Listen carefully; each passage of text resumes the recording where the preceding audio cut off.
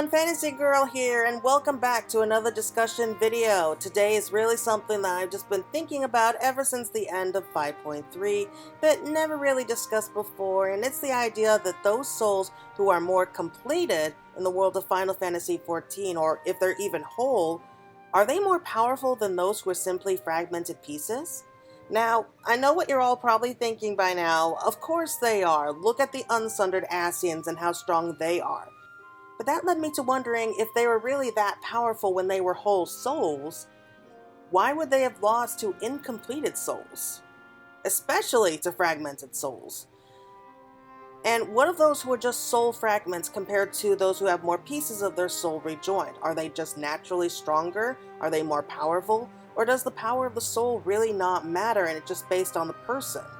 Well, today is going to be us looking into more and see what we can learn about the idea of the soul in the world of Final Fantasy XIV. Now, be warned, there are going to be major spoilers for the game, especially leading up through Shadowbringers and up to 5.3, so please watch at your own risk.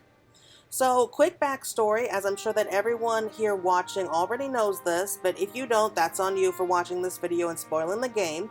Anyway, the idea is that thousands of years ago, before the current storyline, it was revealed that there was just one world that ended up facing what are known as the final days. What those final days were all about and the events that led up to them, we still aren't sure, but we should be learning more about that in Endwalker. But the point is that Zodiark was summoned to save the world, and Hydaelyn was later summoned after him to keep Zodiark's powers in check. Long story short, the two ended up battling each other, and when Hydaelyn dealt the final blow, she seemed to accidentally sunder the world and everyone in it to create the source and its shards, including sundering everyone's souls.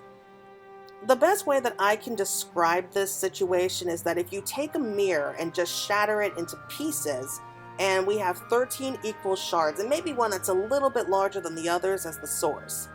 The point is that the world was separated into 14 parallel universes, and I'm sure that they all probably started off identically with each other at the very beginning. But over time, different calamities, wars, empires rose and fell, and so they all have their own unique different histories. So while there are still many similarities with the shards, each one grew into its own unique world. As for the souls of the people, yes, they were also sundered and eventually reborn into the world, and it is also suggested that when a person dies, they are reincarnated at some point afterwards. So we all have the exact same fragments since the very beginning, just constantly dying throughout the years and just being reborn over and over again into a brand new cycle. I'm guessing that maybe it's something similar to the lines of Avatar: The Last Airbender, where the Avatar just constantly is dying throughout the years and is being reborn, but it's very difficult to try to understand all of this. But basically, when a person dies, their soul is eventually brought back into the world, but as a completely different person, and the same goes for all the other fragments and the other shards. While they are not the same person, there is still an obvious connection between them, because at one point they were one person with a whole incompleted soul. Now, not long after the Sundering first began, there were only 3 beings that managed to escape it and remain intact. Those, of course, are the Ascians Emixelk, Elidibus, and La Habrea. They were the only ones who truly remembered what life was like before the Sundering, and thus felt that this whole world, this whole sundered state was unnatural. So they decided that they needed to push the worlds to the edge to trigger these calamities and cause the worlds to slowly rejoin with each other. At this point in the story, there were 7 calamities, and thus 7 worlds having already been rejoined with the source. That leaves us with 6, including the first, which we visited during the last expansion. Now, while the source has gained all the rejoined soul fragments up to this point, the people that we have all come to know and love on the source have much denser souls than those from the other shards. So the people on the source, they're about 8/14 of soul in comparison to those of the other shards, which are only 1/14. However, does this really make a difference to that person, just depending on how dense their soul is? Now, let's just look at the Ascians because they show this clearly. In the Ascians, at least with the overlords with the red masks, there is clearly a hierarchy among them. The 3 Unsundered were well known to be the most powerful in comparison to the others. Now look at how much it took for us to be able to defeat FFXIV and Elidibus. Not to say that the other Ascians are weak or anything, they're still powerful in their own right. I mean, if you look at Nabrialis, he was able to temporarily stop time when he first kidnapped Minfilia. And then there was Metron, who was able to transform into Eden after he was corrupted by the light. And then we had Gaia, who is actually the reincarnated version of Laudrith, and so she had some very strong, powerful abilities as well. Still, though, this was well known that they were only fragmented souls. They were nothing compared to the Unsundered. So, I mean, if that naturally gives you an advantage over somebody who is only a fractured soul, how were they able to lose? If this was just a numbers game, then somebody with just over half a soul shouldn't have been able to defeat a whole soul, especially one that has been learned and fought for thousands of years like we had with FFXIV and Elidibus. But if you really think about it, sure, we did fight them, but we didn't finish off the Unsundered without the use of help. La Habrea, another Unsundered, fell quickly enough before. I mean, he lost to Thornton, who was still a fractured soul, despite the fact that he had gained the power of a primal. Then again, he also had Nidhogg's Eyes, who was a whole soul from another planet, but I don't think we really need to focus on that so much. Now, if you look at it from this point, we did defeat him before the end of A Realm Reborn. But we also had the help of Hydaelyn and the Crystals of Light, and even then he was still able to escape because he was immortal at the time. Still though, we did beat him. And then we had to use the power of the Crystal Tower to defeat Elidibus, and most noticeably, we had to use the power of 5 Light Wardens to put an end to FFXIV. Now, if you look back at FFXIV, to just before we ended up fighting him, after we ended up fighting our way through this reimagined version of Amarot, he was able to take down each of the Scions almost too easily. So there is definitely a clear difference in power level. But still, there's still the one little fact here that even though we did need some help, we weren't able to stand against him on equal footing and eventually defeat him before having to rely upon the light to land the finishing blow. And even then, we weren't complete ourselves, even with Oddbird's help. So how does one judge how strong a soul is? Now, I think a really good example here is if you look back to Soul Surrender back in Heavensward, when the Warriors of Light from the First came to the Source. Now, they're all just one fragment of a soul, just 1/14 of a soul compared to our 8/14. And yet they were still more than a match for the other Scions. I'm sure that if we were dealing with them like with one-on-one fights with the Scions versus the other Warriors of Light, then there's a good chance that our fellow Scions would have fallen because of that.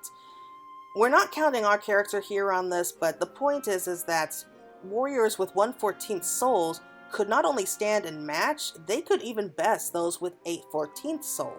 Sure, we did end up winning in the end, but that's only because we were there and this is just plot armor.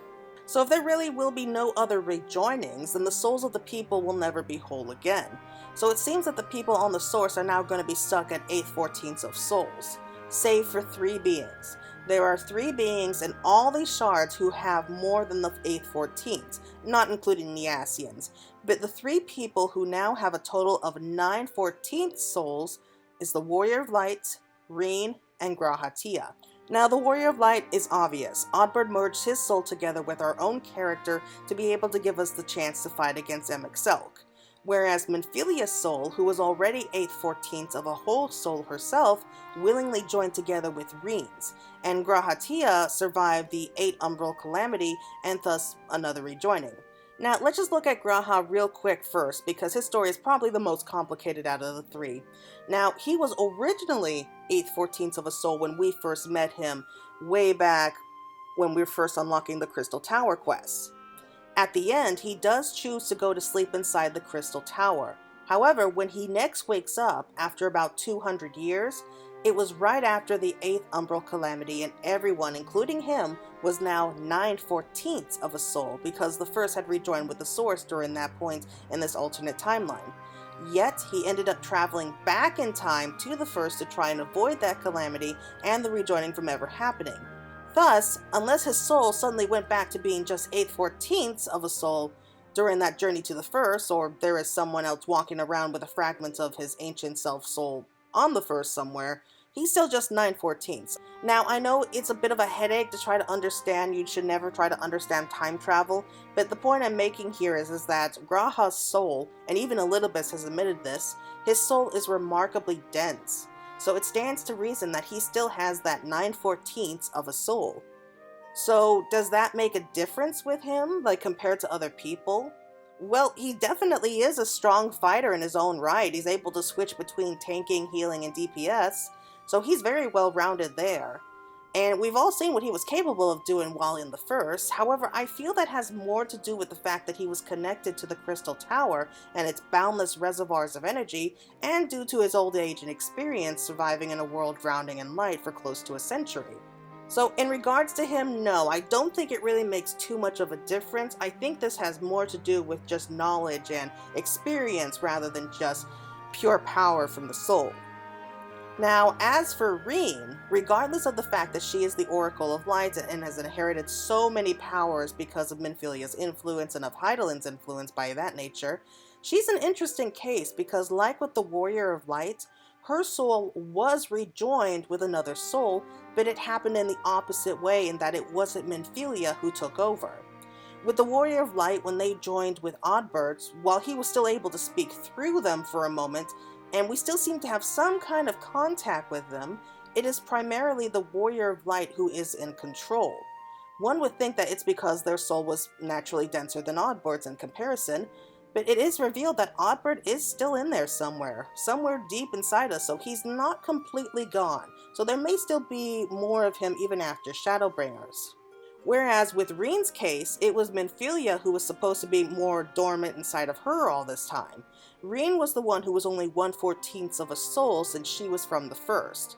And it was suggested that because of Minfilia's influence, because they shared the same soul before the Sundering, that she was able to influence, maybe not directly, but influence the next incarnations because of her presence of her soul in this world, and that was why their appearances were so much more similar to Minfilia's. Now, Minfilia had made it very clear near the beginning of the game that a day would come when Rin would have to choose who would be the one to continue on and who would fade away. So this is already mentioning that their souls will one day fuse together. It's not really a matter of if it will happen, it's really a question of when. So one will have to take over as the primary soul owner. Now, Minfilia didn't want to make that choice for Rin, probably because she felt that it was the least she could do for Rin to let her decide her future if she wants to continue on with her life or give Minfilia back the one and take up responsibility as the new Oracle. So this really cements the fact that she clearly had a choice, and that shows that it's not really who has the denser soul, but what both parties agreed to. Rin eventually did choose to live her own life, and Minfilia willingly chose to merge her soul with Rin's, leaving Rin as the primary soul owner. It was suggested that Minfilia may not be completely gone at this point as well because of that fact, and because if it's really like Oddbird, then she may be lurking as some piece of herself deep within Rin. Also, taken from just what little that we do know, it does seem important to note that you can't just force a reunion between two people like this. During a calamity, there doesn't seem to be any choice in the matter, and so they have to be rejoined. But when it's between two people in the same world, it has to be a choice. At least this was what was shown with Rin and Minfilia, and later on with the Warrior of Light and Oddbird. Graha, in fact, was the one who first came up with the suggestion that maybe it's because this was something that both sides wanted, and their desires to rejoin together was what allowed them to rejoin in the first place. However, it is also worth noting that the cycle of rebirth has now been put a stop to both Minfilia and Oddbird in both worlds. So the next time the cycle begins with the death and rebirth thing, the next incarnations will continue to have their souls still the 9/14, while the other fragments will not be appearing in their respective worlds again. Again, I know this is confusing, but basically, since Rin is still on the first, when she dies and is later reborn, her next incarnation will still have a denser soul of 9/14 instead of the 1/10, whereas there will be no incarnation of Minfilia's soul upon the source any longer. And I guess the same holds true for the Warrior of Light, so that when they die and are eventually reincarnated, they will still have a denser soul in the source, but the original soul shard that was Oddbird is not going to reappear upon the first. But still, what does that mean about the power of the soul?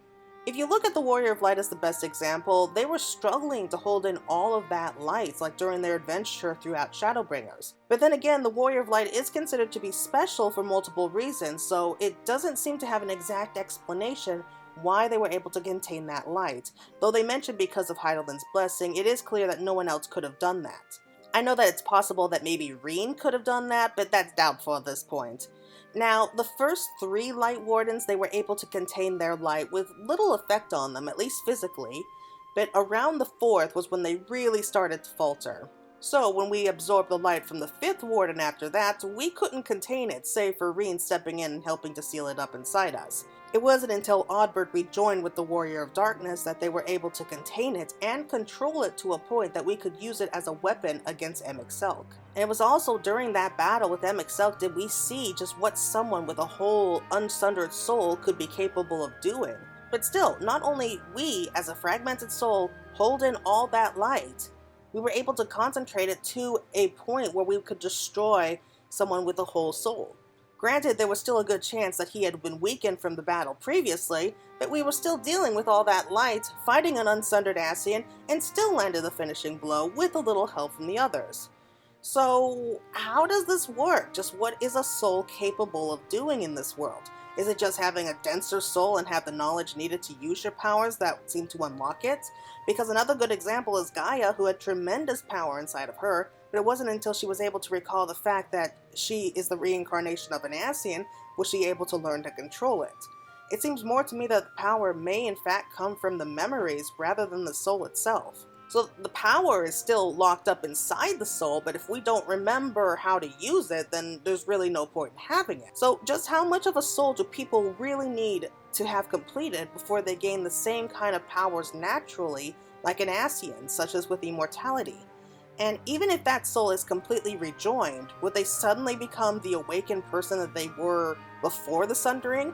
I mean, sure, they'll probably get all their memories back, but at the same time, I have a hard time believing that they will magically go back to being someone else. Especially considering that while the soul is still the same that they have lived on through thousands of years and have the memory ingrained upon it, they're still not that same person anymore. So where does that leave us at this point? Is a rejoining of souls really considered a good thing, especially since once a soul is merged together, it feels so much more final than death because when the soul does come back, they are someone else. I find the whole thing to be very confusing in a lot of cases, but I do think that it's interesting to ponder about and see just what else a soul could be capable of. We still have a lot of unanswered questions, and there is a chance that we could be seeing more of what the soul can do in the upcoming expansion of Endwalker. Though personally, I don't think that we will be regaining any other fragments of our own soul, or I guess Azim's soul in this case, meaning that the rest of the worlds will still be able to grow and evolve once the final battle with Zodiark and Hydaelyn is done. All in all though, I think that depending on the situation, regaining the soul fragments do help us grow stronger in a way, if only in ourselves and continue on with the will to fight, but to know that it is a situation where it can't be forced and only a decision freely accepted and embraced really submits that it's not really the soul, but the will that goes through it that makes the difference. Anyway, everyone, I think that's going to be it for now. I have to say that I find this whole thing to be really interesting, and I'm looking forward to seeing more of what kind of power the soul is capable of from Endwalker, and see just what they have planned for us. I do think that we are going to be in for more surprises and learning more about the power of the soul and what we could really be capable of doing. But whether or not we'll be experiencing any more rejoinings is hard to say. Anyway, I think that's going to be it for right now. What do you all think? If you have anything here that you would like to add about what you think the power of the soul is capable of, please drop a comment down below. Please leave a like and subscribe if you also like this video. And until next time, everyone, take care and have a great rest of your day.